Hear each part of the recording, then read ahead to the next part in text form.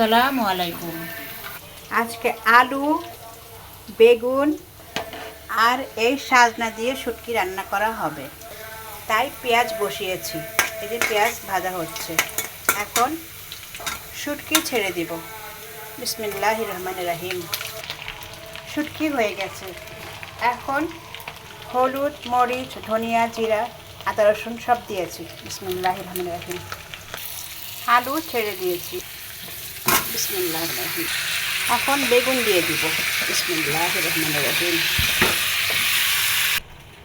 এইটার কাটা হচ্ছে বড় বড় করে কাটতে হয়।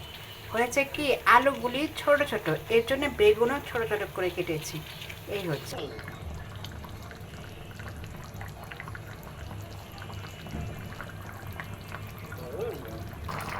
এই যে তরকারি প্রায় হয়ে আসছে, এর মধ্যে ঝোল দিয়ে দেওয়া হয়েছে। রান্না প্রায় শেষ আলহামদুলিল্লাহ।